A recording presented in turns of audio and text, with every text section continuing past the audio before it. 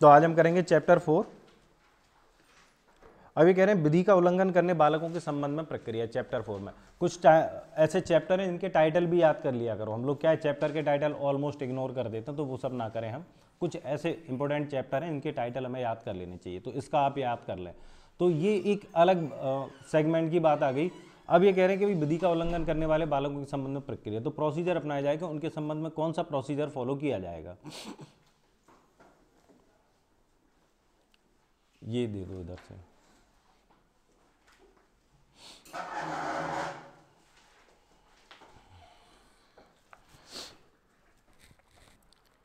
तो अभी प्रोसीजर की बात कर रहे हैं, हमें एक एक लाइन पर ऑब्जेक्टिव ढूंढने हैं, ठीक है। अब देखते हैं इसमें ऑब्जेक्टिव हमें कहां कहां मिल रहे हैं। तो पहले तो ये करते हैं गिरफ्तारी, सेक्शन 10। तो जैसे ही पुलिस द्वारा किसी बालक को गिरफ्तार किया जाता है, तभी बालक को कहां, तभी ऐसे बालक को विशेष पुलिस बल एकक या अविहित बालक कल्याण पुलिस अधिकारी के प्रभार के अधीन रखा जाएगा, जो बालक को अविलंब 24 घंटे की अवधि के भीतर बोर्ड के समक्ष पेश करेगा। एक्चुअल में हमने बात की थी, जो बालक होता है, चाइल्ड होता है, इसको जब पकड़ा जाता है तो हम उसको जेल में नहीं भेजते हैं, ठीक है ना। जेल में नहीं भेजा जाएगा उसको, क्योंकि हमें ये बिल्कुल स्ट्रिक्टली इस रूल को फॉलो करना है कि उसको किसी प्रकार का ऐसा महसूस ना हो कि उसके साथ कुछ गलत हो रहा है। जो इसमें शब्द आया था एक, कि हाँ उसको सहज महसूस हो, इस टाइप से शब्द आया था ना, तो उसके लिए हम उसको जेल में नहीं भेजेंगे, पुलिस के कांटेक्ट में नहीं लाएंगे, है ना। इवन कोर्ट के कांटेक्ट में भी नहीं आएंगे, इसलिए हम कोर्ट को बोर्ड बोलकर चल रहे हैं। तो पहले जो पुलिस एक जो इनके लिए बनाई गई है स्पेशल पुलिस, वहाँ उनके प्रभार में रखा जाएगा, और विदिन 24 आवर्स वो उसको कहाँ पर लेके जाएंगे, बोर्ड के समक्ष, ठीक है। आगे उन्होंने कह ही दिया है कि पुलिस हवालात और जेल में उनको नहीं रखा जाएगा। अब आता है स्टेट गवर्नमेंट। तो ये कहते हैं स्टेट गवर्नमेंट क्या करेगी इस संबंध में। सब क्लॉज जो 2 है वो इस राज्य सरकार से संबंधित है।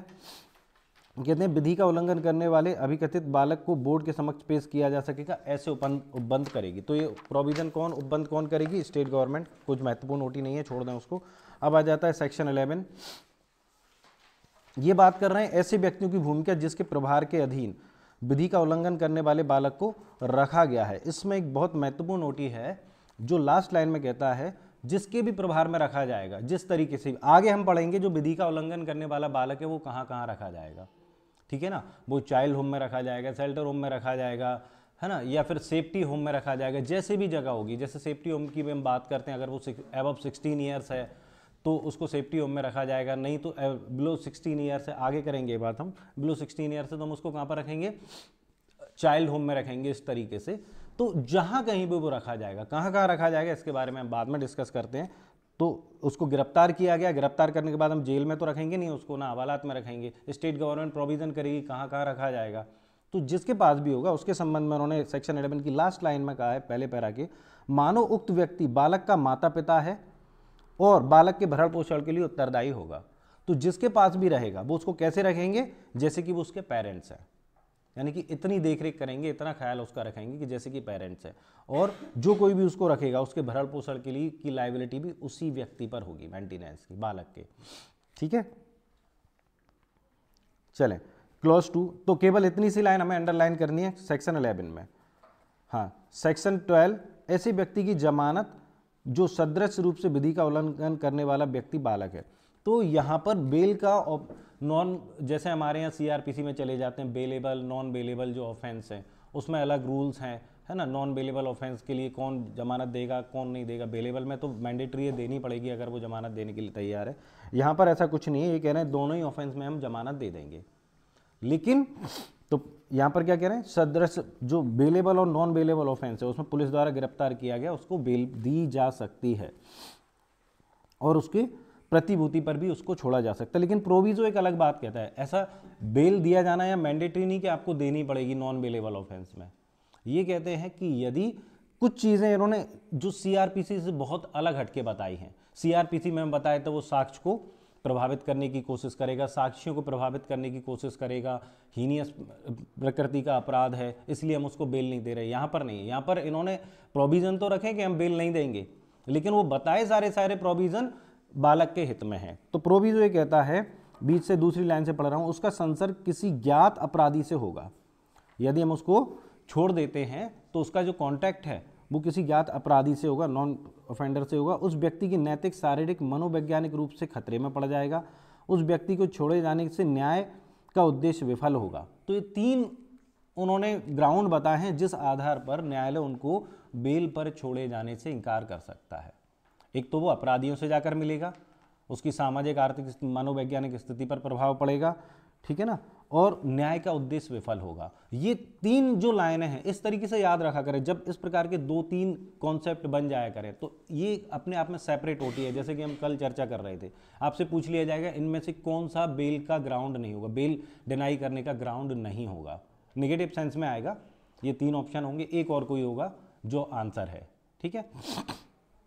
तो इस आधार पर बेल दिए जाने से इनकार किया जा सकता है। अब हम आ जाते हैं क्लॉज 2। अगर वो बेल पर नहीं छोड़ा जाता है, जमानत पर नहीं छोड़ा जाता है, केवल इतना अंडरलाइन करें, सेकंड लाइन में लिखा हुआ है हिंदी में कि अगर वो बेल पर नहीं छोड़ा जाता है तो वो कहाँ रखा जाएगा, इसमें, हाँ, प्लेस ऑफ सेफ्टी और ऑब्जर्वेशन होम, तो 2 जगह पे उसको रखा जा सकता है, संप्रेषण गृह और सुरक्षित स्थान में।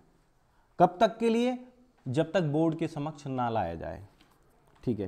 क्लॉज 4 कर लें, अगर मान लो किसी को बेल देना है में नहीं देना और 7 दिन के भीतर वो जमानत की शर्तों को पूरा करने में असमर्थ है तो ऐसे बालक को जमानत की शर्तों के उपांतरण के लिए बोर्ड के समक्ष पेश किया जाएगा। बेसिकली क्या होता है, सीआरपीसी में भी नया प्रोविजन आया है कि जिस व्यक्ति की आर्थिक स्थिति ठीक नहीं है उसको बेल दी जा सकेगी, है ना, गरीब है, और हम कब मानेंगे कि वो बेल देने की स्थिति में नहीं है, यदि वो गिरफ्तारी 7 दिन के भीतर भी बेल भरने में असमर्थ है। तो यहाँ पर भी ये कह रहे हैं कि अगर हमने जो शर्तें लगाई कि इस कंडीशन, इस शर्त पर हम तुम्हें बेल दे रहे हैं और विदिन 7 डेज अगर वो उन शर्तों का पालन नहीं कर पाता है, हो सकता है उसमें जमानत का हो, वैसे तो यहाँ जमानत मतलब स्वयं के बंद पत्र पर भी दी जा सकती है, तो यदि वो 7 दिन के भीतर उन शर्तों का पालन करने में असमर्थ रहता है तो ऐसा नहीं कि उसको बेल दे दी जाएगी। सीआरपीसी में तो कह रहे हैं भाई गरीब व्यक्ति है, गरीबी का, क्योंकि उसमें एक ही ग्राउंड बताया है ना, गरीबी। यहाँ पर ये कह रहे हैं कि नहीं, और भी ग्राउंड हो सकते हैं, और भी शर्तें हम लगा सकते हैं, और यदि उन शर्तों का आप 7 दिन में पालन नहीं कर पाते हैं तो वो शर्तें चेंज कर दी जाएंगी, है ना। आपके लिए थोड़ा सा लिबरल बन जाएगा कोर्ट कि हाँ हम शर्तों को थोड़ा सा चेंज कर देते हैं, तो उपांतरित कर दी जाएंगी, बोर्ड के समक्ष पेश किया जाएगा, बोर्ड उसको उपांतरित कर देगा कि भाई ये वो शर्तें नहीं तो इन शर्तों का पालन। उपांतरण में ये भी हो सकता है कि आप शर्तों को हटा दें, कुछ कुल मिला के अमेंड कर दी जाएगा। अमेंडमेंट क्या होता है, किसी चीज़ को पूरी तरीके से हटा देना, या किसी चीज़ की किसी एक्ट में किसी प्रोविजन में कोई नई चीज़ जोड़ देना, या किसी प्रोविजन को थोड़ा सा हटाकर उसकी जगह नई चीज़ जोड़ देना। ये 3 चीज़ें अमेंडमेंट में आती हैं, तो ऐसा कुछ कर दिया जाएगा। ये कब होगा, जब 7 दिन के भीतर आप बेल की शर्तों का पालन करने में असमर्थ रहें, ठीक है। अब आता है 13, माता पिता, संरक्षक अथवा परिवीक्षा अधिकारी को इत्तला।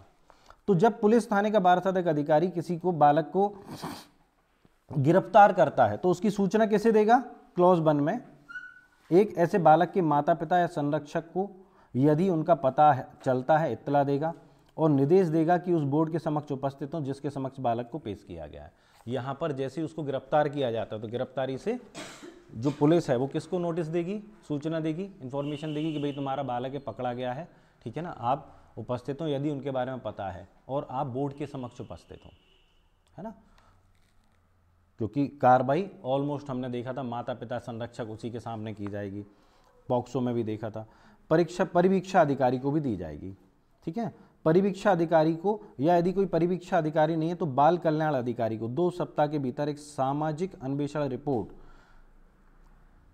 ठीक है, कुल मिला के यहाँ पर 2 लोगों को दी जाएगी, प्रोबेशन ऑफिसर और अगर वो नहीं है तो चैरिटी ऑफिसर को, ठीक, हाँ ठीक है, चाइल्ड वेलफेयर, 2 सप्ताह के भीतर एक सामाजिक अन्वेषण की रिपोर्ट पेश करने के लिए, ठीक है। एक्चुअल में प्रोबेशन ऑफिसर और ये जो ऑफिसर हैं ये क्या करेंगे, एक रिपोर्ट पेश करेंगे, इनको सूचना दी जाएगी कि इनको प्रोबेशन दिया जाना है या नहीं दिया जाना, इनको क्या क्या प्रोटेक्शन दी जाना है, इस संबंध में 2 सप्ताह के भीतर एक रिपोर्ट तैयार करके देंगे केवल उसके लिए। तो किस किस को दी जाएगी, अगर माता पिता का पता है तो माता पिता को अगर पता है तो हम क्यों दे रहे हैं उसको रिपोर्ट, कि वो बोर्ड के सामने उपस्थित हों, है ना। जब बच्चा बोर्ड के सामने लाया जाए तो वहाँ के उसके पेरेंट्स भी हों, और इनको क्यों दे रहे हैं, क्योंकि ये सामाजिक रिपोर्ट पेश करें,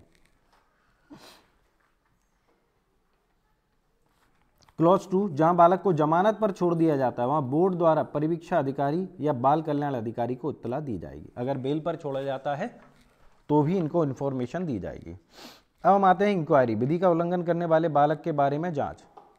तो क्लॉज 1 छोड़ दें, पहले तो इंक्वायरी स्टार्ट हो रही है 14 से, इस बात को हम ध्यान रखें कि क्या क्या है। तो देखते हैं, क्लॉज 1 हम पूरा छोड़ दें। क्लॉज 2 देखें, इस धारा के अधीन कोई जांच बोर्ड के समक्ष बालक को पहली बार पेश किए जाने से 4 मास के भीतर, ठीक है।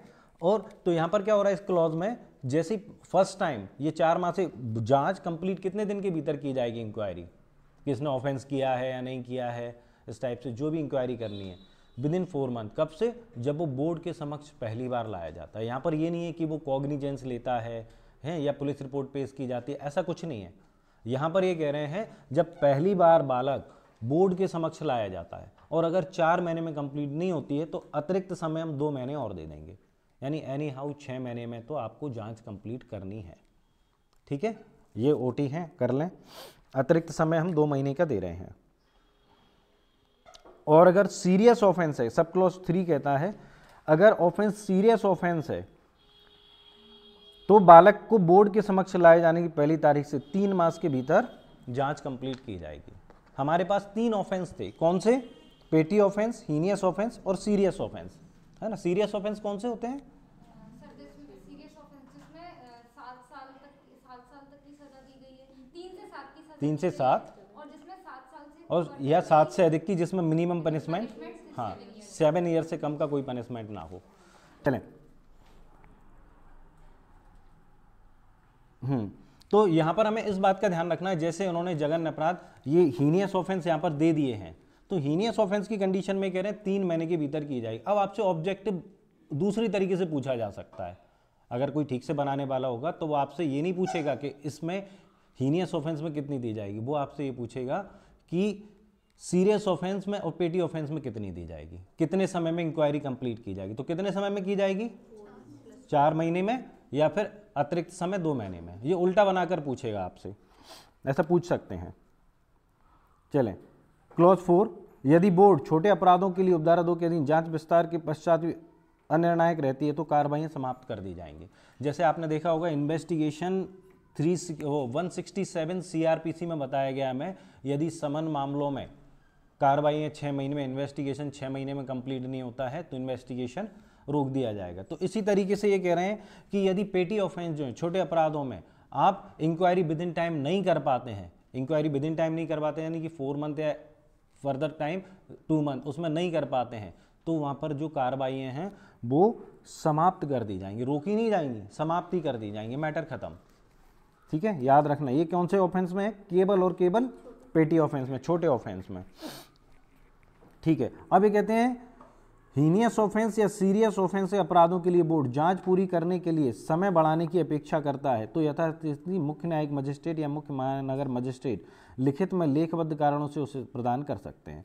तो बोर्ड जांच पूरी करने के लिए अगर समय बढ़ाने की बात करता है कि साहब इसमें इंक्वायरी के लिए हमें और एक्स्ट्रा टाइम चाहिए, तो ये टाइम उसको कौन दे सकता है? सीजेएम या चीफ मेट्रोपॉलिटन मजिस्ट्रेट, ठीक है। अब हम चलते हैं क्लॉज 5 का क्लॉज डी, क्लॉज 5 का क्लॉज डी। क्लॉज डी कहता है छोटे अपराधों वाले मामलों का निपटारा बोर्ड सीआरपीसी के अधीन बोर्ड द्वारा संक्षिप्त कार्रवाइयों के माध्यम से किया जाएगा। समरी ट्रायल, यानी कि पेटी ऑफेंस में समरी ट्रायल होगी। समरी ट्रायल सीआरपीसी में कहां से कहां तक दी गई है ना? 260 to 265, सेक्शन 260 to 265 हमें समरी ट्रायल के बारे में बताया गया है। फिर कहते हैं नेक्स्ट क्लॉज है इसका ई, बोर्ड द्वारा घोर अपराधों की जांच का निपटारा सीआरपीसी के अधीन समन मामलों के विचारण की प्रक्रिया का अनुसरण करते हुए किया जाएगा, ठीक है।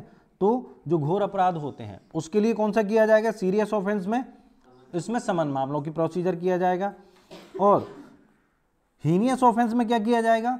पहले तो अपन थोड़ा सा यहाँ पर ये समझ लेते हैं, बोर्ड किसी भी कंडीशन में, चाहे वो पेटी ऑफेंस को तो छोड़ ही दें, उसमें तो समरी ट्रायल है, सीरियस ऑफेंस हो, हीनियस ऑफेंस हो, बोर्ड किसी भी कंडीशन में समन मामलों से ज़्यादा की प्रक्रिया का यूज़ करेगा ही नहीं, ठीक है। अब अगर वो मैटर चला जाता है समन मामले से ऊपर, तो फिर बात चली जाएगी ऊपर के कोर्ट पर, फिर बोर्ड के मतलब अंडर में बात रहेगी नहीं। तो यहाँ पर ये क्लॉज दे रहे हैं, लेकिन ये क्लॉज आगे जब सेक्शन हम और पढ़ेंगे तो उसमें सारे क्लॉज खत्म हो जाएंगे। तो अभी हमने देख लिया पेटी ऑफेंस में क्या होगा, समरी ट्रायल, और ये सीरियस ऑफेंस में आ जाएगा समन ट्रायल की प्रोसीजर का यूज़ करेगा। और हीनियस ऑफेंस की ये बात कर रहे हैं, इसमें 2 क्लॉज दे रहे हैं हीनियस ऑफेंस में, इसमें कौन सी ट्रायल चलेगी, तो ये कह रहे हैं 16 वर्ष से कम आयु के बालक के संबंध में बोर्ड जांच, अपराध किए जाने की तारीख से 16 वर्ष से कम आयु के बालक के संबंध में जघन्य अपराधों की जांच खंड ई के अधीन बोर्ड द्वारा निपटाई जाएगी। खंड ई के अधीन यानी कि समन ट्रायल की तरह, यानी कि ये कह रहे हैं हीनियस ऑफेंस में यदि बालक की उम्र 16 वर्ष से कम है तो उसमें कौन सी ट्रायल का यूज करेगा बोर्ड, समन ट्रायल का। और यदि 16 वर्ष से अधिक की आयु का बालक है तो सेक्शन 15 में बेहतर रीति से इंक्वायरी की जाएगी। सेक्शन 15 इन्होंने ये नहीं बताया कि वो उसमें समन ट्रायल करेंगे वारंट ट्रायल करेंगे, इसलिए अब अपने को यहाँ पर बेसिकली जो सेक्शन 15 है वो बताई इसलिए गई है कि उसमें हम हीनियस ऑफेंस की बात करें, हीनियस ऑफेंस में कौन सा प्रोसीजर अपनाया जाएगा। तो 14 में हमें इंक्वायरी के साथ में ये बता दिया गया समरी ट्रायल, पेटी ऑफेंस में समरी ट्रायल और सीरियस ऑफेंस में समन ट्रायल, और छोटे 16 वर्ष से कम आयु के बालक के संबंध में हीनियस ऑफेंस में समन ट्रायल, और 16 वर्ष से अधिक के संबंध में इन्होंने कह दिया आप सेक्शन 15 में देख लो। ठीक है, यहां पर पहले तो ये होगा, पढ़ते हैं सेक्शन 15, किसी ऐसे बालक द्वारा किए गए जघन्य अपराध की दशा में जिसने 16 वर्ष की आयु पूरी कर ली है या जो 16 वर्ष से अधिक आयु का है। इसमें लास्ट में ये कहा गया है कि हाँ बोर्ड इसके संबंध में समुचित आदेश पारित करेगा। देखें यहाँ पर थोड़ा सा समझें, अगर बोर्ड इस बात की जांच करता है कि वो 16 वर्ष से कम आयु का है या अधिक आयु का है, तो कम का है तो कोई मैटर है ही नहीं, हम सेक्शन 14 में ही कवर करेंगे, समन ट्रायल की तरह कर लेंगे। लेकिन यदि वो निकलता है 16 वर्ष से ज़्यादा आयु का, तो हम क्या करेंगे, इसमें क्लॉज 2 पर आ जाएं, जहां प्रारंभिक निर्धारण करने पर बोर्ड का समाधान हो जाता है कि मामले बोर्ड द्वारा किया जाना चाहिए, मामले का निर्धारण बोर्ड द्वारा किया जाना चाहिए। इसका मतलब क्या निकला, इसका मतलब ये निकला कि जब बोर्ड ने इंक्वायरी की तो बच्चा 16 वर्ष से कम आयु का पाया गया, तभी तो बोर्ड इंक्वायरी वो करेगा जांच, तो बोर्ड द्वारा किया जाना चाहिए, तो सीआरपीसी के अधीन समन मामलों के विचारण की प्रक्रिया का अनुसरण करेगा। कौन सा, समन ट्रायल। ठीक है, अब हम जाएंगे सेक्शन 19 पर।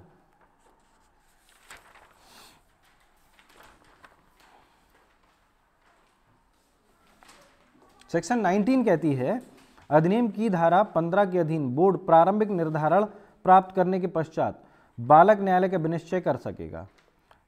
क्लॉज 1 सीआरपीसी के उपबंध अनुसार वयस्क के रूप में बालक के विचारण, और इस धारा या धारा 21 के उपबंधों के अधीन बालक के जरूरत रुजु सिद्धांतों का कुल मिला के यहाँ पर सेक्शन 19 में साफ तौर पर इन्होंने कह दिया कि जो बालक का विचारण होगा, यदि वो पाते हैं कि 16 वर्ष से अधिक आयु का है, तो जो बालक का विचारण होगा वो वयस्क के रूप में होगा, ना कि चाइल्ड के रूप में। ठीक है, वयस्क के रूप में होगा, यानी कि फिर यहाँ पर जो प्रोसीजर वयस्क के लिए लागू होते हैं सीआरपीसी में एक वयस्क व्यक्ति के लिए, वो लागू होंगे। तो कुल मिलाकर जब हम सेक्शन 15 की बात करते हैं तो 15 में उन्होंने कह दिया यदि इंक्वायरी में पाते हैं 16 वर्ष से कम का है, तो जो 14 में समन मामलों की प्रक्रिया का यूज़ कर रहा था हम वही प्रोसीजर यूज़ करेंगे, और यदि वो पाया जाता है 16 वर्ष से अधिक आयु का तो हम वयस्क की तरह, यहाँ पर आप मेंशन कर लें क्लॉज 2 पर सेक्शन 19, वयस्क की तरह मामले का विचारण किया जाएगा। परंतु बोर्ड द्वारा मामले का निपटारा किए जाने वाले आदेश धारा 101 की उपधारा 2 के अधीन अपीलनीय होंगे। तो इसमें जो 101 सेक्शन बताई गई सब क्लॉज 2, ठीक है ना, उसके लिए अगर आपका एज गलत डिसाइड कर दी गई है, एज अगर गलत डिसाइड कर दी गई तो उसके लिए आप अपील कर सकते हैं, सेक्शन 101 सब क्लॉज 2 में अपीलनीय होंगे। अभी एक मूवी आई, वो आई थी सीरीज क्रिमिनल जस्टिस, उसमें इस टॉपिक पर जिसमें एक लड़का था, वो उसके लिए मैं भूल रहा हूँ 3 थी ना सीरीज, शायद सेकंड वाली थी, हाँ उसकी सिस्टर का मर्डर करने के लिए ऐसा कुछ था, उसको वो किया जाता है कि उसमें ये प्रोसीजर पूरा बताया गया है। हाँ नहीं, उसमें ये पूरा का पूरा प्रोसीजर बताया गया है कि किस तरीके से उसको जो ट्रायल है वयस्क की तरह ट्रायल करने के लिए कॉन्स्पिरेसी की गई और फाइनली जज ने यहाँ वहाँ उस सीरीज़ में ये डिसीजन दे दिया था कि हाँ इसकी ट्रायल एक वयस्क व्यक्ति की तरह की जाए। ठीक है, तो वहाँ पर इस प्रोसीजर का यूज़ मैंने देखा हुआ था। ये प्रैक्टिस तो करते नहीं है, फिल्मों में ही प्रोसीजर देखते हैं अपन।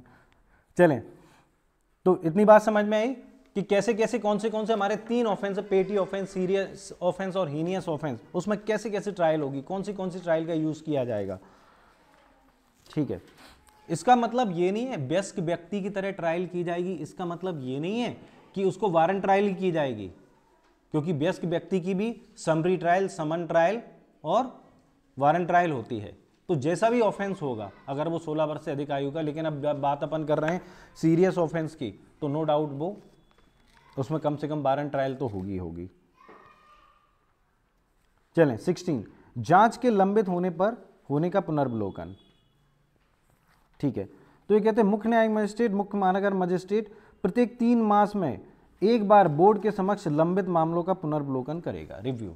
एक्चुअल में प्रत्येक 3 मास में जो सीजेएम है या चीफ मेट्रोपॉलिटन मजिस्ट्रेट है वो रिव्यू करेगा, कुल मिला के चेक करेगा कि बोर्ड मैटरों का क्या कर रहा है ना, पर 3 मंथ में, यानी कि साल में कम से कम 4 बार। इसको अपन ऐसे भी कर सकते हैं, इस तरीके के जो ऑब्जेक्ट आते हैं कि सीजेएम कितने समय में, साल भर में कितनी बार रिव्यू करेगा, तो कम से कम 4 बार तो बनता है ना। 3 महीने में अगर आप रिव्यू कर रहे हो बोर्ड के समक्ष लंबित कार्रवाइयों का, तो कितना हो गया साल भर में 4 बार। और बोर्ड के समक्ष लंबित क्लॉज 2 कर रहा हूं, एक उच्च स्तरीय समिति द्वारा प्रत्येक 6 माह में पुनर्वलोकन किया जाएगा, जो राज्य विधिक सेवा प्राधिकरण के कार्यपालक अध्यक्ष, जो उसका चेयरपर्सन होगा, गृह सचिव, राज्य में इस अधिनियम कार्यान्वयन के लिए जिम्मेदार सचिव और अध्यक्ष नाम निर्दिष्ट स्वैच्छिक गैर सरकारी संगठनों के प्रतिनिधि से बनकर बनेगा।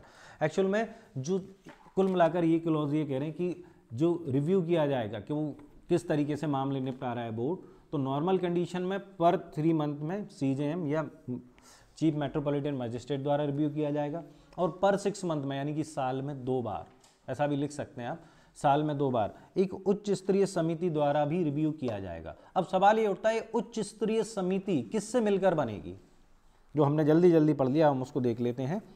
तो इसमें राज्य के विधिक सेवा प्राधिकरण के कार्यपालक अध्यक्ष, जो उसका चेयरपर्सन होगा, यानी कि लीगल एड का जो अध्यक्ष है राज्य का, ठीक है ना, वो इस कमेटी का, उच्च स्तरीय कमेटी का चेयरपर्सन होगा।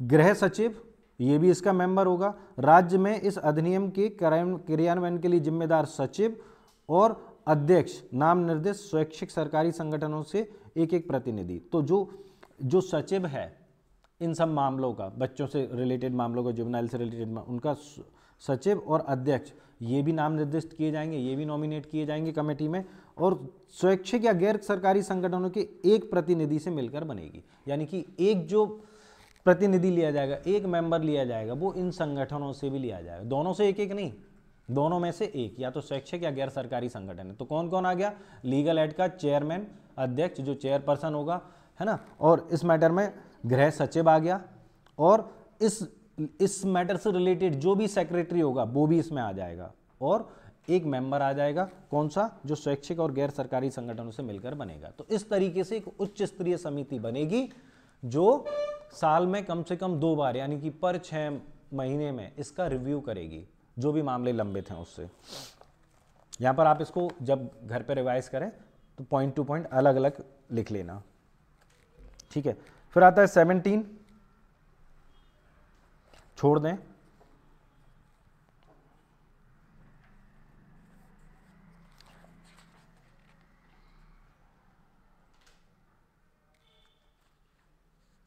हम्म 18 देख लें, विधि का उल्लंघन करते पाए गए बालक के बारे में आदेश। एक्चुअल में 17 ये कह रही थी कि यदि हमें जांच के पश्चात ये लगता है कि भाई तुमने कोई अपराध नहीं किया तो छोड़ देंगे, इसमें स्पेशल क्या बताने की बात है कि नहीं किया तो छोड़ देंगे, तो नॉर्मल कंडीशन में भी छोड़ देंगे। लेकिन अब ये कहते हैं 18 में अगर हम पाते हैं इंक्वायरी में कि तुमने ऑफेंस किया है, तब बोर्ड क्या करेगा। तो यहां पर सारे क्लॉज हैं, अगर वो पाता है तो बीच में इसमें एक लाइन लिखी है, 16 वर्ष से अधिक आयु के, कुल मिलाकर चाहे वो 16 वर्ष से कम आयु का है, अधिक आयु का है, बोर्ड ने मामले का निपटारा कर दिया है, तो लास्ट में लिखा है क्लॉज ए, इसमें ये लिखा है बीच में, उपदेश या भर्त्सना के पश्चात घर जाने के लिए उसके क्लॉज ए में पढ़ रहा हूँ, बालक को समुचित जांच करने के पश्चात ऐसे बालक तथा उसके माता पिता या संरक्षक को परामर्श देने के पश्चात उपदेश या भर्त्सना के पश्चात घर जाने के लिए अनुज्ञात कर सकता है। तो कुल मिलाकर जब हम ये पाते हैं अपराधी पाया जाता हो इंक्वायरी में कि उसने ऑफेंस किया है, तो ये तो कर सकता है, माता पिता को डायरेक्शन देंगे और उसको परिवीक्षा या भर्त्सना पर छोड़ने का निर्देश दे देंगे। बस हमें इतना ही देखना है और ज़्यादा इसमें कुछ देखना नहीं है, बाकी तो सब कर सकेंगे, पनिशमेंट भी दे सकते हैं। 19, तो 19 का पहला क्लॉज हमने पढ़ लिया था, तो पढ़ते हैं दोबारा से। 19 अधिनियम की धारा 15 में बोर्ड से प्रारंभिक निर्धारण करने के पश्चात बालक न्यायालय यह विनिश्चित करेगा, कर सकेगा, कौन? बालक न्यायालय, ठीक है ना, यहाँ पर बोर्ड शब्द का यूज नहीं हुआ है, बालक न्यायालय, कि सीआरपीसी के उपबंधों के अनुसार वयस्क के रूप में बालक के विचारण किया जाएगा। ठीक है, इतना ही करें, डायरेक्ट करें बालक का विचारण। क्लॉज 2, वयस्क के रूप में बालक के विचारण की कोई आवश्यकता नहीं है और बोर्ड के रूप में जांच की जा सकती है तब तथा धारा 18 के उपबंधों के अनुसार समुचित आदेश पारित किए जा सकते हैं। तो वो ये भी कह सकता है, मान लो उसको लगता है कि हाँ इसने ऑफेंस किया है, 16 ईयर से ऊपर के बालक ने ऑफेंस किया है, ठीक है ना, और सीरियस ऑफेंस किया है, तो भी जो विशेष न्यायालय वो क्या कर सकता है, बालक न्यायालय क्या कर सकता है, वो ये कहेगा नहीं ठीक है, इसके बावजूद भी इसकी जो ट्रायल है बोर्ड के अंतर्गत ही चलेगी। सिंपल बात है ना, जो मैं आपको अभी सीरीज की बता रहा था उसमें यही हुआ था। यहाँ पर ये मैंडेटरी नहीं है कि अगर आपने पा लिया कि बालक वयस्क की तरह से ट्रायल की जा सकती है तो वहीं की जाए। जो विशेष न्यायालय वो ऑर्डर दे सकता है कि नहीं इसकी ट्रायल जुवेनाइल बोर्ड में ही की जाए, तो वहाँ पर की जाएगी। तो मैंडेटरी नहीं है, लेकिन हाँ वो कह सकता है कि इसकी जो ट्रायल है फिर वो बालक न्यायालय द्वारा की जाए। दोनों ही चीज़ें हो सकती हैं। मैंडेटरी नहीं है कि आपने पा लिया उसको कि वो इस माइंड सेट का है। यहाँ पर बेसिकली उसका माइंड सेट देखा जाएगा कि वो कितना समझदार है, कितना परिपक्व है, वो व्यक्ति जो 16 वर्ष से अधिक आयु का है वो कितना परिपक्व है। यदि लगता है इतना परिपक्व है कि उसकी नॉर्मल ट्रायल चलाई जा सकती तो नॉर्मल ट्रायल चलाई जा सकती है, मैंडेटरी नहीं है, है ना। नॉर्मल ट्रायल के लिए एलिजिबल पाए जाने के बावजूद भी उसकी बोर्ड में ट्रायल चल सकती है। तो ये बालक न्यायालय दोनों ही प्रकार के डायरेक्शन दे सकता है।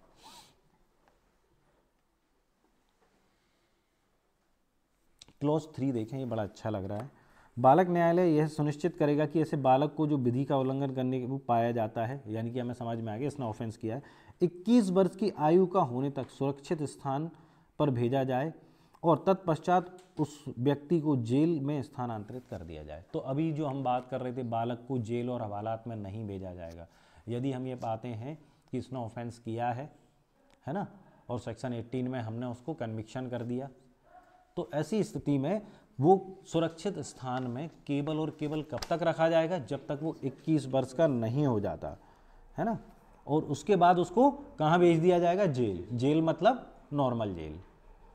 तो केवल ये प्रोटेक्शन आपको 21 वर्ष की आयु तक है, उसके बाद आपको जेल ही भेजा जाएगा। अब आ जाता है सेक्शन 20। बालक जिसने 21 वर्ष की आयु पूरी कर ली है और अभी भी सुरक्षित स्थान में ठहरने की वेत अवधि को पूरा करना है। तो होता क्या है,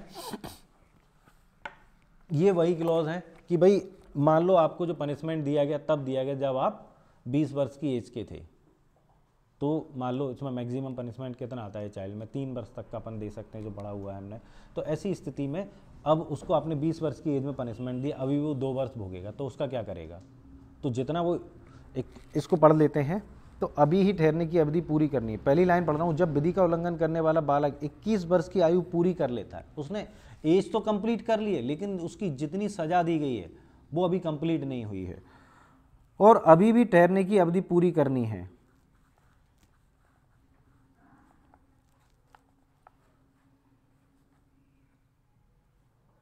तो इसका जो पूरा मूल्यांकन वगैरह जो कुछ भी किया जाएगा, उसकी सामाजिक और परिवीक्षा अधिकारी जो कुछ भी इनको रिपोर्ट देने के बाद उनसे जो भी पूछा जाएगा, इसके क्या होगा उसके बारे में सब क्लॉज 2 में बताया गया है। केवल इतना से दिमाग में रखें क्योंकि हमें ऑब्जेक्टिव पर फोकस करना है। अभी उसकी जो कारावास की अवधि वो पूरी की जानी है 21 वर्ष के बावजूद। तो सब क्लॉज 2 का क्लॉज 1 क्या कहता है? ऐसी शर्तों पर जो ठीक समझी जाए जिसके अंतर्गत ठहरने की विहित अवधि शेष भाग के लिए मॉनिटरी प्राधिकारी की नियुक्ति भी है, बालक को छोड़े जाने का विनिश्चय करेगा। तो यहाँ पर ये किया जा सकता है कि पहले तो हम उसको बालक को छोड़ देंगे, अगर 21 वर्ष की एज उसने पूरी कर ली है तो छोटे मोटे ऑफेंस होंगे। इसमें एक उन्होंने ऑफिसर बताया मॉनिटरिंग प्राधिकारी की नियुक्ति भी है, ठीक है ना। तो ये लोग क्या करेंगे, मॉनिटरिंग करने के लिए उसको एक प्राधिकारी की अपॉइंट करेंगे और इसको 21 वर्ष की आयु पूरी होने पर बाकी की जो सजा है उसको ना भुगत पाते हुए उसको छोड़ दिया जाएगा। ऐसा डिसीजन ले सकते हैं, मैंडेटरी नहीं है। दूसरा आता है वह विनिश्चय करेगा कि बालक अपनी शेष अवधि जेल में पूरी करेगा। तो इससे पहले सेक्शन 19 था, इसमें ये तो हम पढ़ ही चुके थे कि अगर वो 21 वर्ष से ज़्यादा की एज का हो गया है सजा भुगतते भुगतते, तो बाकी अवधि वो कहाँ पर भेजेगा, है ना। सेफ्टी होम में कब तक रखा जाएगा, प्लेस ऑफ सेफ्टी में कब तक रखा जाएगा, 21 वर्ष तक। उसके बाद कहाँ भेजा जाएगा, जेल में। लेकिन ये मैंडेटरी प्रोविजन नहीं है। सेक्शन 20 ये कहती है कि भाई अगर ऐसी स्थिति है कि आपने 21 वर्ष की आयु प्राप्त कर ली और आपकी सजा बाकी है, तो पहले तो ये इंक्वायरी की जाएगी कि क्या 21 वर्ष की आयु के बाद आपको छोड़ा जा सकता है बाकी सजा को क्षमा करके। तो यदि ऐसा किया जा सकता है तो कर देंगे, और नहीं किया जा सकता तो सेक्शन 19 ही लागू होगी। सेक्शन 19 ही लागू होगी इन द सेंस उसको जेल में ही भेजा जाएगा। अब उसको सेफ्टी प्लेस पर नहीं रखा जाएगा, प्लेस ऑफ सेफ्टी में नहीं रखा जाएगा, ठीक है। प्लेस ऑफ सेफ्टी एक स्टेट में केवल एक ही होता है, एक से अधिक भी हो सकते हैं, स्टेट लेवल पर होता है जो स्टेट गवर्नमेंट गठित करती है। इसमें गैर सरकारी और स्वैच्छिक संगठनों का काम नहीं है। कुल मिला के बच्चों की जेल जो है वो प्लेस ऑफ सेफ्टी है। हाँ, प्रोविजो, परंतु प्रत्येक राज्य सरकार मॉनिटरी प्राधिकारियों और ऐसे मॉनिटर प्राधिकारियों की जो वेद किए जाए एक सूची रखेगी। इसको छोड़ दें, कोई मतलब नहीं है। अब आ जाता है 21 ये कहता है कि भाई कौन सा दंडादेश पारित नहीं किया जाएगा। तो इसमें दो चीज़ें मेंशन कर लें, मृत्युदंड और आजीवन कारावास का दंडादेश नहीं दिया जाएगा बच्चों को, इतना ऑब्जेक्टिव है। 22 CRPC के अध्याय 8 के अधीन कार्रवाइयों के बालक के विरुद्ध लागू ना होना। तो ऑब्जेक्टिव 22 कर लें, अध्याय 8 के अधीन कोई भी संस्थित कार्रवाई संस्थित की जाएगी, ना तो संस्थित की जाएगी और ना कोई आदेश दिया जाएगा। चैप्टर 8 बॉन्ड समझ में आ गए तुम लोगों को, 106 से 110 तक जो बॉन्ड भरवाए जाते हैं वो, ठीक है ना। तो उनसे जैसे 106 में बताया गया कि भाई यदि सेशन कोर्ट या JMFC कोई पनिशमेंट देते हैं, क्योंकि इसमें ट्रायल कौन कर रहा है, बोर्ड कर रहा है। बोर्ड कौन होता है, JMFC, है ना। उसका जो प्रधान न्यायाधीश होता है, प्रिंसिपल मजिस्ट्रेट, वो कौन होता है, JMFC। तो बोर्ड बॉन्ड भरवा सकता है 106 में, तो वो बॉन्ड भरवाने वाले प्रोविजन इसमें लागू नहीं होंगे। 3 साल का बॉन्ड है ना उसमें, बाकी तो लागू होंगे ही नहीं। 23 विधि का उल्लंघन करने वाले किसी बालक और ऐसे व्यक्ति जो बालक नहीं है संयुक्त कार्रवाई ना किया जाना। अब कई बार ये थोड़ा सा कॉन्सेप्चुअल है और मतलब कॉमन सेंस वाला है। कई बार क्या होता है, बालक के साथ किसी वयस्क व्यक्ति ने भी अपराध किया है, तो अगर ऐसी स्थिति है तो उनकी ज्वाइंट ट्रायल नहीं चलेगी। बालक के जो अपन ये जो एक्ट पढ़ रहे हैं उसके तहत चलेगी, और जो वयस्क व्यक्ति है बालक के साथ में उसकी ट्रायल नॉर्मल ट्रायल की तरह चलेगी, ठीक है ना। जैसे उस केस में हुआ था निर्भया में, अलग अलग ट्रायल चली थी ना।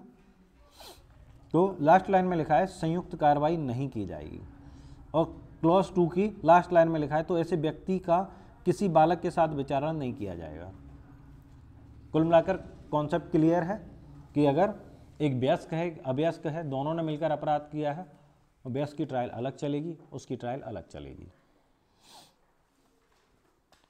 चलें 24 किसी अपराध के निष्कर्ष के आधार पर निरताओं का हटाया जाना।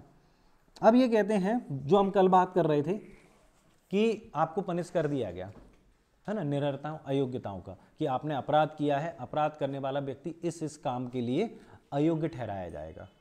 जैसे जॉब आप फिर नहीं कर सकते अगर आपको, है ना, और अगर 2 साल से ज़्यादा की सज़ा लग गई तो मेरे ख्याल से पॉलिटिक्स में भी अब तो रिस्ट्रिक्शन है। तो इस तरीके के जो क्लॉज हैं वो अगर यहाँ पर पनिशमेंट दे भी दिया गया है तो ऐसी किसी भी निर्योग्यता से अयोग्यता से ग्रसित नहीं होगा बालक, उसको वो सारे लाभ मिलेंगे जैसे कि उसने कोई ऑफेंस नहीं किया है। तो लास्ट लाइन देखते हैं, किसी ऐसे निरर्ता से यदि कोई ग्रस्त नहीं होगा जो ऐसी विधि के अधीन किसी अपराध के दोष सिद्धि से संलग्न है। तो अगर एक व्यक्ति को कन्विक्शन कर दिया गया है, दोष सिद्ध कर दिया गया है, तो उसके लिए क्या क्या रिस्ट्रिक्शंस लग जाते हैं, वो इस एक्ट के तहत जो पनिशमेंट दिया जाएगा वो रिस्ट्रिक्शन नहीं लगेंगे। लेकिन प्रोविजो क्या कहता है, जिस व्यक्ति ने बालक के मामले में जिसने 16 वर्ष की आयु पूर्ण की है या उससे अधिक है तथा उसे बालक न्यायालय द्वारा धारा 19 की उपधारा 1 के खंड के अधीन विधि का उल्लंघन करते पाया गया था, उस पर ये उपबंध लागू नहीं होंगे।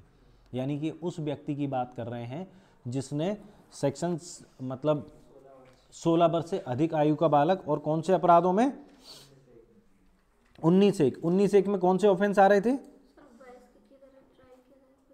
हाँ, ये बेस की तरह ट्रायल किया जाएगा। 19(1) में हम कौन से प्रोविजन को लेकर चल रहे थे? जो सेक्शन 15 से रिलेटेड था, है ना, हीनियस ऑफेंस वाला। तो अगर यहाँ पर बेसिकली ये कहना चाह रहे हैं हीनियस ऑफेंस में 19 के तहत जो ट्रायल चल रही है कि भाई इसका 15 में जो इंक्वायरी चल रही है कि इसकी जांच कैसे की जानी चाहिए, बच्चे की तरह या व्यस्क की तरह, और 19 में यदि हम पाते हैं कि हम इसकी ट्रायल व्यस्क की तरह करेंगे, हीनियस ऑफेंस में 16 वर्ष से अधिक आयु के बालक की हीनियस ऑफेंस में व्यस्क की तरह ट्रायल करने का डिसीजन लिया, अगर अभ्यस्क की तरह ट्रायल करनी है तो ये लागू होगा प्रोविजन, निर्योग्यताएं अयोग्यताएं नहीं लगाई जाएंगी। लेकिन यदि हम उसकी व्यस्क की तरह ट्रायल करते हैं तो फिर उस पर क्लॉज 1 लागू नहीं होगा, सबसेक्शन 1 लागू नहीं होगा। ठीक है ना। केवल बात इतनी सी नहीं है कि हीनियस ऑफेंस में 16 वर्ष से अधिक आयु का बालक है, उसको कन्विक्शन कर दिया गया तो उस पर निर्योग्यताएं या अयोग्यताएं लागू होंगी। बात इतनी सी नहीं है, बात यहां पर यह भी है कि सेक्शन 19 में यह डिसीजन लिया गया है कि इसकी जो ट्रायल चलेगी व्यस्क की तरह चलेगी। तब अगर अभ्यस्क की तरह ट्रायल चलाई जाती है तो फिर सबसेक्शन क्लॉज 1 लागू होगा, और अगर व्यस्क की तरह ट्रायल चलाती है तब लागू नहीं होगा।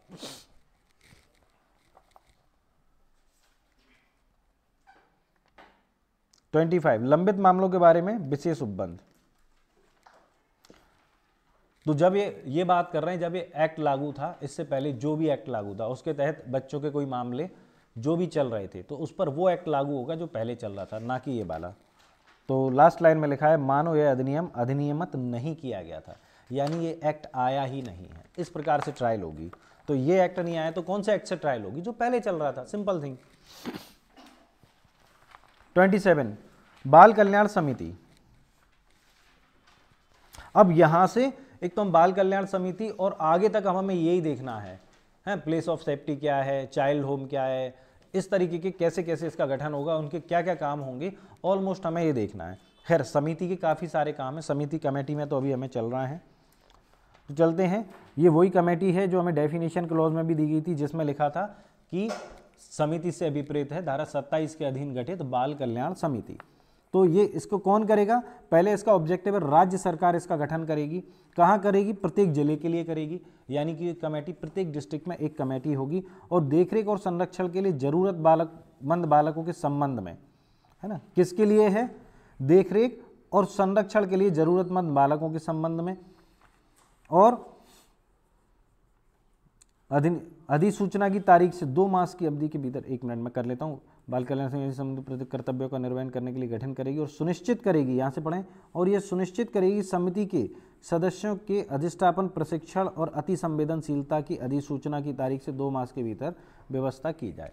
तो कमेटी जो गठित की है, और जब भी नोटिफिकेशन निकलेगा तो स्टेट गवर्नमेंट क्या सुनिश्चित करेगी कि इनको जो ट्रेनिंग दी जानी है इसके सदस्यों को, जो भी है जैसे भी है, तो वो सब अधिसूचना के 2 माह के भीतर कंप्लीट कर ली जाए, यानी कि इनको कमेटी जल्दी से जल्दी चाहिए, है ना। बाल कल्याण समिति कमेटी में कितने सदस्य होंगे? तो 5 सदस्यीय कमेटी है, क्लॉज 2 में दिया गया, जिसका एक अध्यक्ष होगा और 4 अन्य सदस्य होंगे, ठीक है ना। और 4 अन्य सदस्यों में से एक महिला होगी, यानी ये टोटल 5 हैं, इनमें से कम एक महिला होगी, ठीक है। तो एक अध्यक्ष प्लस 4 सदस्य इंक्लूडिंग 1 वुमेन, वो महिला जो होगी इन 5 में से होगी, ऐसा नहीं कि अलग से, ठीक है। तो 5 सदस्यीय समिति होगी। इस तरीके के ओटी आते हैं। समिति कितने सदस्य? क्लॉज 6 देखें इसका, किसी व्यक्ति को सदस्य के रूप में 3 वर्ष से अधिक अवधि के लिए नियुक्त नहीं किया जाएगा। तो जो सदस्य होंगे वो कितने समय के लिए होंगे? 3 वर्ष से अनधिक समय के लिए।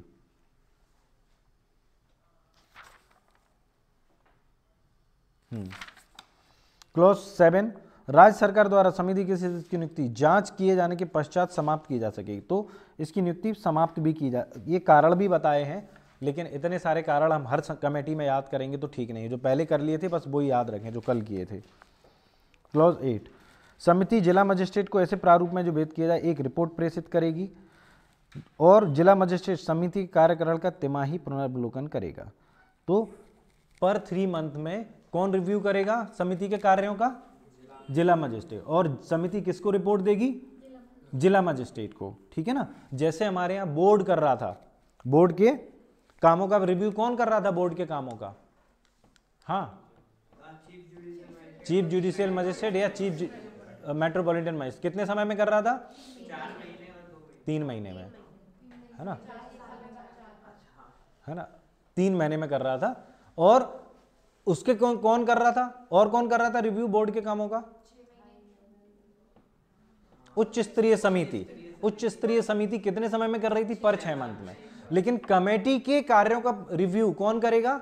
जिला मजिस्ट्रेट। और कमेटी रिपोर्ट किसको देगी? हाँ, और यहां पर भी 3 महीने में किया जाएगा रिव्यू। समिति न्यायपीठ के रूप में कार्य करेगी और उसको जेएमएफसी या मेट्रोपॉलिटन मजिस्ट्रेट की शक्तियां होंगी। तो समिति एक न्यायपीठ के रूप में कार्य करेगी। ठीक है। और उसको पावर क्या दिए गए कमेटी को? महानगर मजिस्ट्रेट और जेएमएफसी के। 28 समिति के संबंध में प्रक्रिया। तो एक ही प्रोसीजर हमें फॉलो करना है। पहला है समिति 1 मास में कम से कम 20 बैठकें करेगी। और लास्ट क्लॉज कहते हैं परंतु मामले के अंतिम निपटारे के समय कम से कम 3 सदस्य उपस्थित होंगे। तो जब भी समिति किसी मैटर में इंक्वायरी करके अपना डिसीजन देती है तो कम से कम कितने सदस्य उपस्थित होंगे? और बोर्ड के कितने होते हैं? 2 सदस्य। Very good. बस बस बस। 29 में समिति की शक्तियां दी गई हैं। 30 में, ये सेक्शन वाइज कर लेना, 30 में दिया गया समिति के कृत्य और उत्तरदायित्व।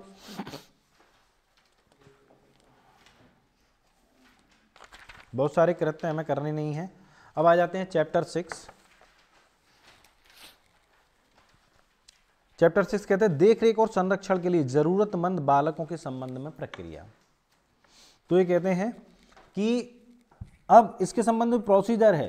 पहले तो जो भी देखरेख और संरक्षण के लिए जो बालक है उसको कमेटी के सामने पेश किया है। एक्चुअल में हमने पढ़ा नहीं क्योंकि हमें ज़रूरत नहीं है एमसीक्यूएस के लिए कि समिति के कृत्य क्या है, दायित्व क्या है। तो ये सब देखरेख और संरक्षण की व्यवस्था करना, वो इसके लायक है भी नहीं, वो उसके लिए योग्य है नहीं। जो पात्र व्यक्ति हमने पढ़ा था ना, योग्य व्यक्ति, पात्र व्यक्ति डेफिनेशन क्लॉज में, वो सब कौन डिसाइड करता है? कमेटी ही करती है। ठीक है। तो सेक्शन 31 यही कह रही है समिति के समक्ष पेश किया जाना। बेसिकली ये कह रहे हैं बच्चे को देखरेख और संरक्षण के लिए कमेटी के समक्ष पेश कौन कर सकता है। ये भी ऑब्जेक्टिव में नहीं आएगा क्योंकि ये कोई भी कर सकता है। यहाँ पर अगर टेक्निकली देखा जाए, स्वयं लास्ट जो सेकंड लास्ट क्लॉज है उसमें ये कहा गया है कि स्वयं बालक भी जा सकता है। यानी फिर तो वो वाली बात हो गई कि रोड पे चलता हुआ आदमी ले जाए, पब्लिक सर्वेंट को मिल जाए, पब्लिक सर्वेंट ले जाए, अस्पताल में मिल जाए, अस्पताल में ले जाए, मंदिर के दरवाजे पे कोई छोड़ जाए बालक को मंदिर के तो पुजारी ले जाए, कोई भी ले जाए, इवन बालक स्वयं भी लेके जा सकता है। तो कॉमन सेंस की सेक्शन है, आप इसको पढ़ लें। ठीक है। और पर प्रोविजो देखें इसका 31 का, परंतु बालक को समय नष्ट किए बिना किंतु 24 घंटे की अवधि के भीतर यात्रा के लिए आवश्यक समय को छोड़कर समिति के समक्ष पेश किया जाएगा। अब बालक स्वयं तो कभी भी जा सकता है, लेकिन नॉर्मल कंडीशन में वो आप 24 घंटे की, जब भी आपको बालक मिले किसी भी रूप में आपके पास छोड़ जाए, कोई भी हो, पेरेंट्स भी है, जब आप उसको छोड़ना चाहते हैं, त्यागना चाहते हैं, तो विद इन 24 आवर्स जब भी आपको बालक मिले समिति के समक्ष पेश कर दें। है ना। समिति तो हमेशा ही मिलती है क्योंकि महीने में 20 बैठकों का मतलब है कि आप केवल संडे या नॉर्मल कोई छुट्टी छोड़ रहे हैं, सरकारी छुट्टियों को छोड़कर, यानी कि समिति डेली बैठक करेगी। 32 संरक्षक से पृथक पाए गए बालक के बारे में अनिवार्य रूप से रिपोर्ट करना। ठीक है। संरक्षक से पृथक पाए गए बालक में जो भी उसका गार्जियन हो, अगर उससे पृथक कोई बालक पाया जाता है तो ये मैंडेटरी प्रोविजन है कि इसकी रिपोर्ट करनी पड़ेगी। नहीं करोगे तो अगले सेक्शन में पनिशमेंट भी मिलेगा। चले, तो कोई व्यक्ति, अब इसमें बहुत सारे नाम दिए गए हैं, उनको पढ़ लेते हैं। उस सारे नामों को करना यही है कि वो समिति को सौंप देंगे उसको। तो कोई व्यक्ति यानी कोई भी पर्सन, जिसको भी बालक मिलता है, कोई पुलिस अधिकारी, किसी संगठन, परिचर्या गृह, अस्पताल, प्रसूति गृह का कोई कृत्यकारी यानी प्रसूति गृह कोई भी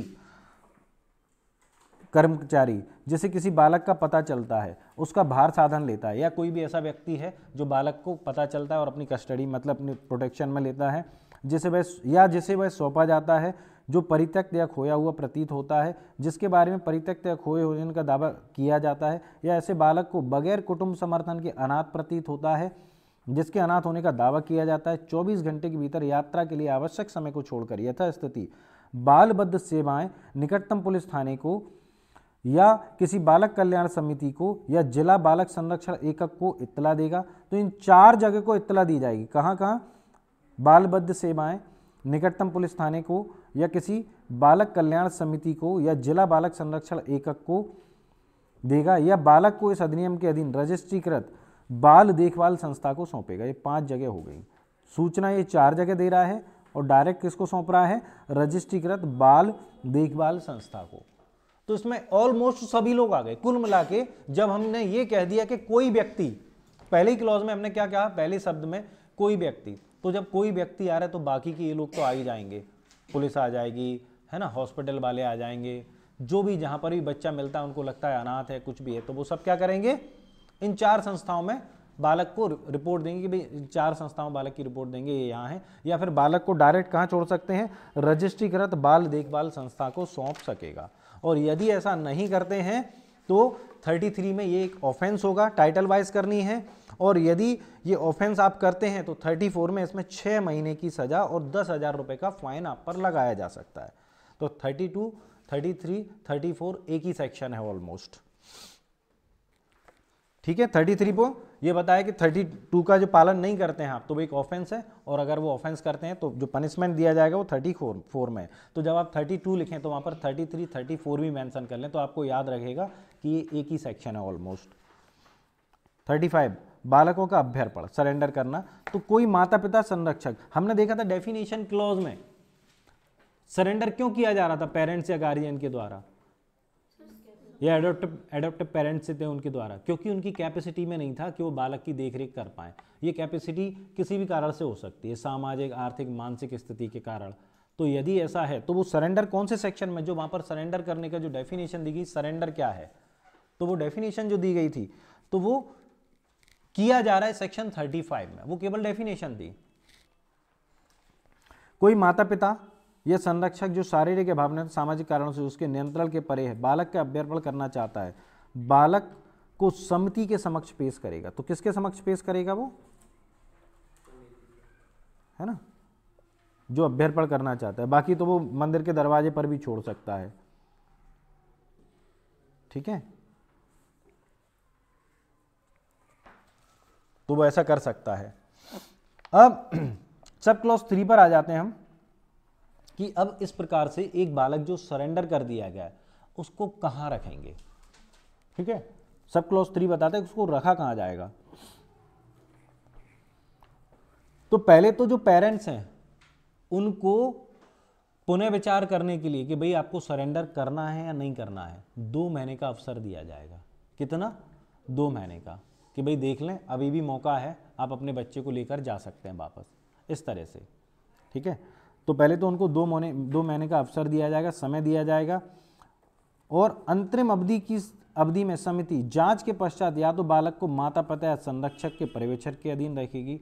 तो जो भी ये ट्रायल चल रही इंटरिम जो पीरियड है कि भाई अभी आप और 2 महीने विचार कर लो, यहाँ पर समिति ये कह सकती है कि ठीक है अभी 2 महीने तक आप ही इसको अपने पास रखें, ऐसा डायरेक्शन दे सकती है ना।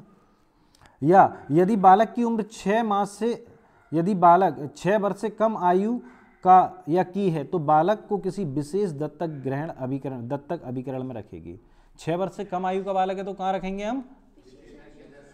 विशेषज्ञ दत्तक ग्रहण अभिकरण में रखेंगे। और 6 वर्ष से अधिक आयु का है या की है तो बाल गृह में रखा जाएगा।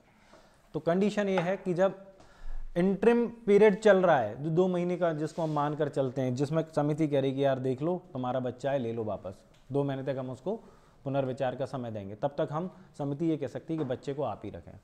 लेकिन यदि ऐसा नहीं है तो अगर 6 माह से कम का बालक है तो दत्तक ग्रहण अभिकरण में रखा जाएगा। और 6 माह से, है ना, 6 वर्ष है, सॉरी, है ना, हाँ, 6 वर्ष से अधिक आयु का बालक है तो उसको बाल गृह में रखा जाएगा। तो इस तरह के ऑब्जेक्टिव हैं। ऑब्जेक्टिव बहुत हैं, इसमें एक एक ऑब्जेक्टिव को ध्यान से देखना है।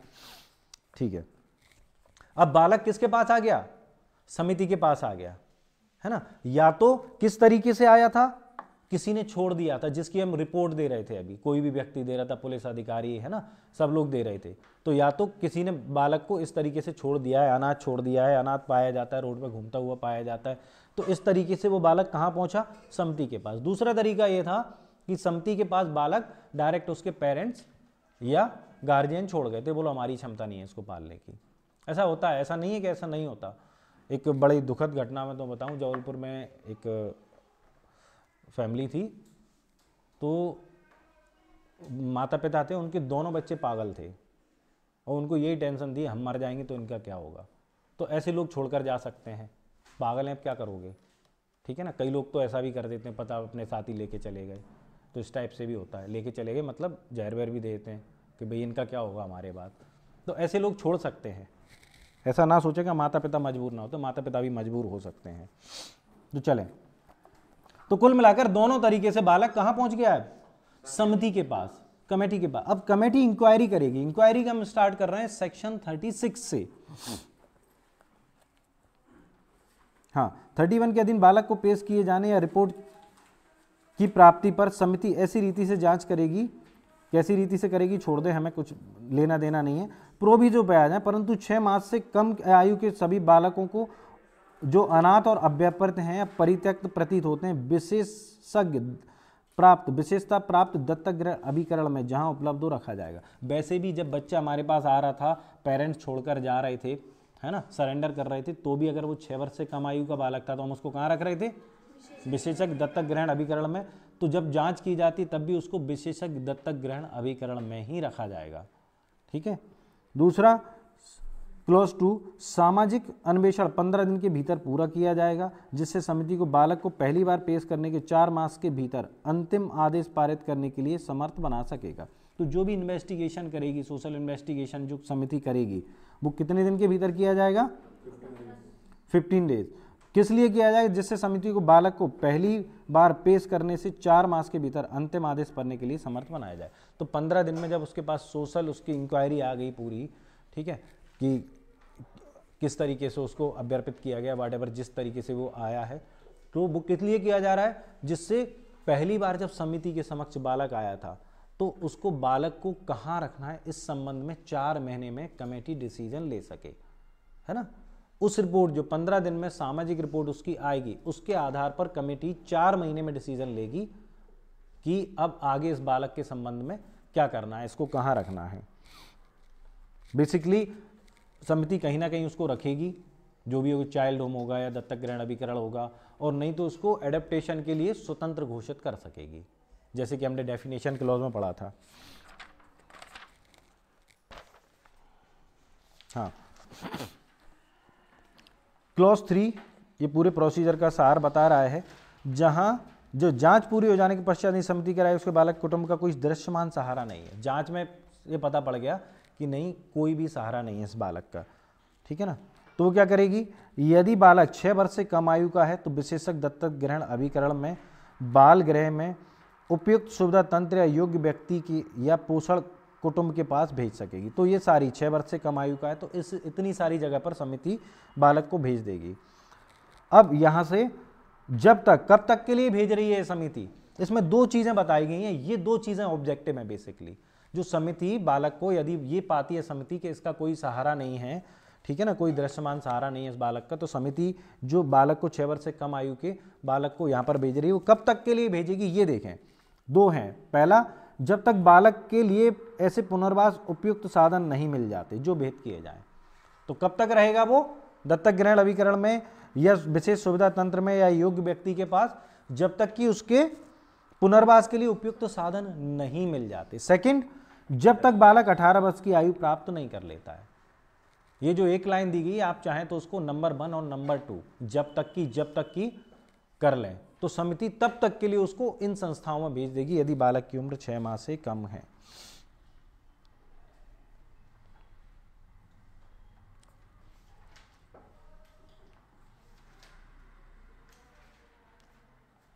ठीक है, क्लॉज 5 का प्रोविजो मैं पढ़ रहा हूं। परंतु यदि ऐसे निर्देश को प्राप्त होने 3 मास के पश्चात भी समिति द्वारा मामलों का निपटाने में पूरा ध्यान नहीं दिया जाता तो राज्य सरकार उस समिति को समाप्त कर देगी और नई समिति गठित करेगी। एक्चुअल में यहाँ पर जो इंक्वायरी का टाइम दिया गया था हमें, उसमें अगर आप काम नहीं करते हैं उसके और डायरेक्शन दिया जाता है कि भई आप इंक्वायरी जल्दी करें, मैं आपको डायरेक्ट बता रहा हूँ क्योंकि ऑब्जेक्टिव। तो प्रोविजन में क्या लिखा है, 3 मास के भीतर भी समिति मामलों पर पूरा ध्यान नहीं देती, यानी कि समिति अपना कार्य ठीक से नहीं करती है, समिति के लिए 3 मास डायरेक्शन दिया जाएगा, भाई तुम्हारे पास जब बालक आया तो उससे जो प्रिस्क्राइब टाइम आपको बताया गया था उसमें आपने कार्रवाई कंप्लीट नहीं की, जैसे कि हम पहले पढ़ चुके हैं, उसको डायरेक्शन दिया जाएगा कि आप कार्रवाई कंप्लीट नहीं किए तो 3 महीने के भीतर करें। आप वो नहीं करते हैं तो स्टेट गवर्नमेंट क्या करेगी, कमेटी को समाप्त कर देगी और नई कमेटी को गठित करेगी। ठीक है। क्लॉज 6 कहता है अब हमें कमेटी तो किसी भी दशा में चाहिए ही चाहिए, ठीक है ना। तो क्लॉज 6 में ये बताया गया है, इससे ये पता पड़ रहा है हमें कि जो स्टेट गवर्नमेंट है वो अपने लिए ऑलरेडी, क्योंकि कमेटी को कभी भी समाप्त किया जा सकता है, तो ऑलरेडी कमेटी क्या रखेगी, एक स्थायी पैनल रखेगी पात्र व्यक्तियों का। जब हमने कहा ना कि नई समिति गठित करेगी तो एकदम से कहां से कर लेगी नई कमेटी गठित, तो यहां पर क्लॉज 6 में बताया कि वो ऑलरेडी एक पैनल तैयार रखेगी कमेटी के लिए सिलेक्ट होने के लिए योग्य व्यक्तियों का, एक पैनल तैयार रखेगी। तो जैसे ही अगर मान लो पुरानी कमेटी समाप्त की जाती है अपना कर्तव्य का पालन ना करने पर, तो स्टेट गवर्नमेंट क्या करेगी, तुरंत जो पैनल है उसमें से जो सदस्य ऑलरेडी उसने पात्र व्यक्ति रखे हैं समिति में काम करने के लिए, उनमें से एक कमेटी फिर से गठित कर देगी, तो पैनल तैयार रखेगी, स्थायी पैनल रखेगी, है ना। चलें 37, देखरेख और संरक्षण के लिए जरूरतमंद बालकों के बारे में पारित आदेश। इसमें एक लाइन है बीच में, तो बालक की इच्छाओं को ध्यान में रखते हुए इसको कर लें। कुल मिलाकर देखरेख और संरक्षण के लिए जरूरतमंद बालक है, वहां पर बालक की इच्छाओं को भी थोड़ा बहुत ध्यान में रखा जाएगा। क्लॉज ए में रहता है जरूरतमंद बालक की घोषणा करेगी, और बाकी हम नहीं पढ़ रहे हैं। 38, किसी बालक की दत्तक ग्रहण के लिए विधिक रूप से स्वतंत्र घोषित करने की प्रक्रिया। तो किसी बालक को हम एडॉप्टेशन के लिए, अब जब समिति के पास बालक आ गया है, ठीक है ना, अब कब तक उसका बोझा ढोते रहे। इन्होंने कहा अगर कोई उसको गोद ले लेता है तो ठीक है, गोद ले ले और चला जाएगा वो अपना, ठीक है ना। वैसे भी 18 साल के बाद तो उसको वैसे भी छोड़ना है। 18 साल तक हमने पढ़ा था ना कि 18 साल से ज़्यादा हम किसी भी बालक को इस तरीके के जो चाइल्ड होम वगैरह में, शेल्टर होम वगैरह में नहीं रख सकते। केवल हम 18 से 21 वर्ष तक क्या कर सकते हैं, उसकी वित्तीय सहायता, ठीक है ना। चलें, आफ्टर केयर, आफ्टर केयर का टाइम कितना रहता है, 3 साल, 18 से 21 वर्ष। चलें 38, किसी बालक की दत्तक ग्रहण के लिए विधिक रूप से स्वतंत्र करने की प्रक्रिया। तो अनाथ और परित्यक्त बालक की दशा में, ठीक है, तो कुल मिलाकर जांच के पश्चात कमेटी उसको, किसको, अनाथ और परित्यक्त बालक को क्या डिक्लेयर कर सकेगी कि इस बालक को अब गोद लिया जा सकता है, ठीक है ना। और ये बड़ी अच्छी सी प्रोसीजर है, क्योंकि हम पहले ही लोगों को बता रहे हैं, पूरी इंक्वायरी कर रहे हैं कि भाई ये किसका बालक है, ले जाएं। अगर पेरेंट्स उसको छोड़कर जा रहे हैं, सरेंडर कर रहे हैं, तो भी हम उनको 2 महीने का मौका दे रहे हैं कि भाई अभी भी टाइम है, अपने बच्चे को वापस ले जाओ। इन सब इंक्वायरी के बाद यदि कमेटी ये पाती है कि कोई इसको लेने नहीं आ रहा है, इसके माता का पिता नहीं पढ़ रहा है, तो वो क्या कर देगी, उसको एडप्टेशन के लिए स्वतंत्र घोषित कर देगी, ठीक है। तो कर सकती है कमेटी, किसको करेगी, अनाथ और परित्यक्त बालक को, किसके लिए, दत्तक ग्रहण के लिए विधिक रूप से स्वतंत्र घोषित कर देगी।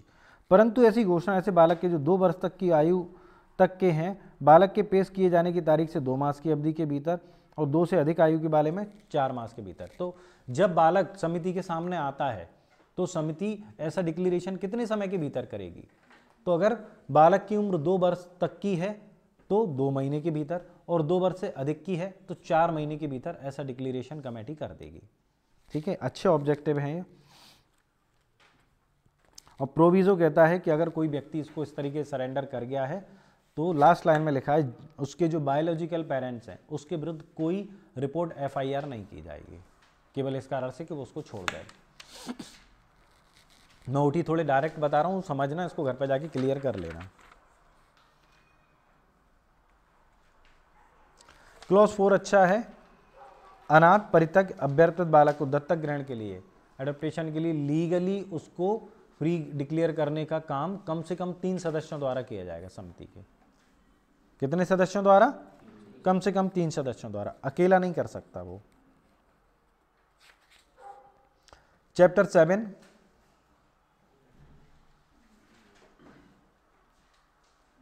एक मिनट, क्लॉज 5 देख लें इसका, 38 का। समिति दत्तक ग्रहण के विधिक रूप से स्वतंत्र किए गए बालकों की संख्या, लंबित मामलों की संख्या के बारे में जिला मजिस्ट्रेट को, राज्य अभिकरण और केंद्रीय दत्तक ग्रहण प्राधिकरण को ऐसी रीति में जो भेद किया जाए प्रति मास सूचित करेगी। अच्छा होती है, मैंने अंडरलाइन नहीं कर पाया था, कर लें। तो जो कमेटी है यदि वो किसी बालक को एडॉप्टेशन के लिए स्वतंत्र घोषित करती है तो वो क्या करेगी, इसकी सूचना किसको देगी, जिला मजिस्ट्रेट को देगी, है ना, और स्टेट अथॉरिटी को देगी, दत्तक केंद्रीय दत्तक ग्रहण प्राधिकरण को भी देगी, और प्रति मास सूचित करेगी, प्रति मास उसने कितने बच्चों को एडॉप्टेशन के लिए फ्री डिक्लेयर किया। ठीक है, इसकी सूचना राज्य प्राधिकरण, जिला मजिस्ट्रेट और केंद्रीय दत्तक ग्रहण स्रोत प्राधिकरण को सूचना देगी। अच्छा ओटी है।